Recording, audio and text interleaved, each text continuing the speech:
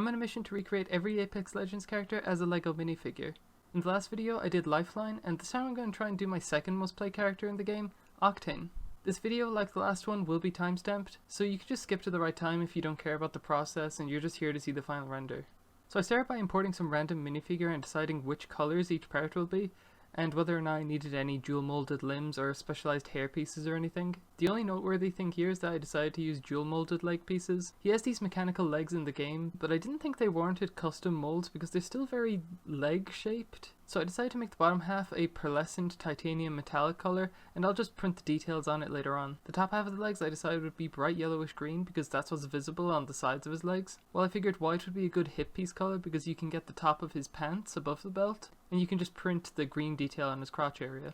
I also figured printing the white and dark bluish grey for the pants just made sense. With that decided, I went ahead with designing the face print, and this was pretty fun because he has no visible facial features, so I didn't need to worry about what expression to give him or how his eyes looked. I just needed to get the details right. I think the face print really came into its own when I added the colour underneath. I'm especially happy with how the spring yellowish green paired with the bright yellowish green on his goggles. I forgot about the goggle straps, so I added them in too, and I think they really worked well. I didn't print the ear cup things he has because I think it would look worse to have them cut off halfway on the side of the headpiece. But also I can see a world where if LEGO really wanted to include these, then maybe they'd make this entire cap and earpiece section a single molded piece, but I can't 3D model for shit, and I think this solution is equally likely, and it looks pretty good as is, so I figured it'd do. Next I moved on to the torso print, and overall this wasn't too challenging. The hardest part was deciding where the vest ends and the stomach print starts, because every reference image of OCTANE has him slouched forwards or back. I biffed the silver button things on his stomach, so I ended up redoing them, and I gave him the typically feminine slender stomach print with the light bluish grey to signal the empty space. OCTANE is pretty scrawny in game, so this felt right to me. I also left just the suggestion of abs because doing the full Ben Swallow print would have been ridiculous looking, I think. OCTANE looks like he has some muscle, but he's just not built enough for a full-on six-pack, I think. It was at this point I realised that LEGO has their own moulded bandana piece, so I was really torn with how to go about his face print. It is literally a bandana piece, so it felt like it was designed perfectly for the character, so I was seriously considering redoing the face print to just include this instead, but I felt like it protruded from his face a lot. When you see it in game, it's pretty skin tight, and this felt like it was super baggy compared to my references, and also, more importantly, you can't print onto it.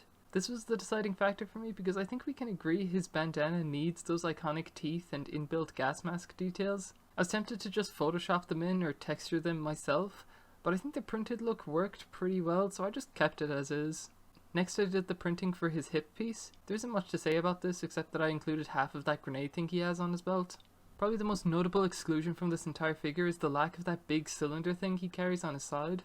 It would have been way too big to print, and it very clearly exists as an accessory, so without a specialized mold to accommodate it, I had no choice but to leave it out. On a real figure too, it would restrict arm movement on that side pretty heavily, so I think this is something LEGO would have also excluded. I then moved on to the right leg print, and sadly as I was recording this section, my PC just decided to force restart. I have no idea why it did that. I sincerely hate technology. And it meant my Shadowplay recording got corrupt and I lost about 2-3 hours of footage. What can you do, I guess? You can see anyway that I used black as the empty space on his legs, and I really tried to shape his mechanical leg in the right way. I think it worked pretty well, and I'm really happy with how each segment of his leg print worked out, just proportionally. His left leg is really similar in game, so I just copy and pasted his right leg, adjusted some angles, removed the grenade detail and added that duffel bag thing. I was going to continue the print onto his hip piece, but I decided against it because that part of the leg gets covered by the curve of the piece anyway. His left arm printing was pretty simple, just a tattoo with some dark bluish grey words on it. Nothing too complex or difficult. His right arm was super fun to design because of those bandage wraps. I think this design just translated into LEGO really well, so I was weirdly excited about this section. I did the same spring yellowish green on bright yellowish green trick for those tubes as I did with the goggles, just for consistency's sake. The final print here isn't really visible at all on the final posed model, but I'm still really happy with how this section turned out. I then made a few small adjustments to some prints before moving on to the pose. The pose of this model is definitely the most noteworthy challenge of the entire thing. This is the reference pose I was going for, and you can already tell that getting the arms looking that way would be extremely difficult. I gave it a go anyway, and I really didn't like the way it came out. It kind of ties back to the Lifeline figure I did too, where I really would have liked to get that arm pose more accurate with a more pronounced elbow bend, but I kind of wanted to keep the rigidness of the pieces the same so that it was somewhat realistic. But this just wasn't going to work. I needed something better here, otherwise the whole group picture would just look silly. So I spent €30 to get the Mecafig extension for Blender, and let me tell you fellas, it is exactly what I needed. Importing the Mecabricks file didn't work because of the custom textures, but I found that the UVs translated perfectly anyway, so I just went ahead and applied the textures one by one again. This extension is just insanely cool. I feel like there's so much flexibility when it comes to posing the figure that it's actually almost daunting. The main reason I got it was because of the ability to make the figure's limbs soft, which allows you to bend them in ways normal figures can't. And as you can see, I used this on his elbows, his neck, his legs, his arms, and I think in the end I finally got the pose done in a way I was happy with. In the future I think I'll revisit Lifeline and sort out her pose too, since I have the extension now and I don't want her to look out of place. But for now, here it is, the final render. Here's the before and after and how the pose looked when I posed it in Mecabricks and how it looks after I got the Mecafig extension. I think it was definitely worth it considering the number of characters I plan to do going forward. And here it is in the group picture alongside Lifeline. The next figure in this series is going to be pretty hard I think, but I guess we'll see how it goes.